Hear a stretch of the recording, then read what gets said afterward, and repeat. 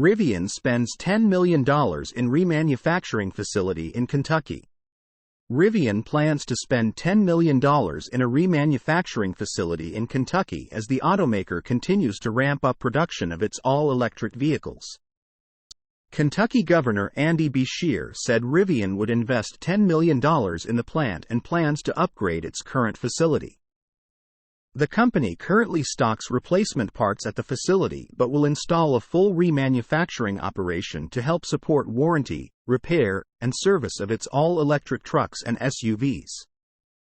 The $10 million investment will help expand the capability and capacity of the site, and will be responsible for remanufacturing electrical hardware, drive units, and battery systems, which could help the automaker catch up on its ever-growing order log.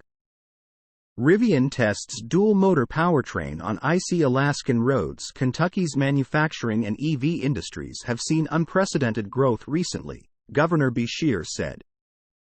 Continued investment in our key industries is critical for our immediate and long-term economic success. Rivian is an outstanding company that has been a major player in our state's manufacturing and EV sectors, and this expansion is an exciting next step for the company here in the Commonwealth. I look forward to their continued success here. Beshear's office said the new, repurposed plant would help create 218 full-time employment opportunities. Kentucky has been somewhat of a hotspot for EV investments, especially in terms of large-scale manufacturing projects. In less than 3 years, more than $10.6 billion in EV-related projects have been announced in the Commonwealth. Rivian has struggled to ramp production, as every electric car company has in its early days.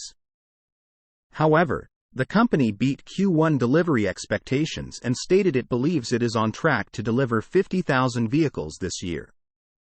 Source: reposted and summarized from Joey Klender at Teslarati.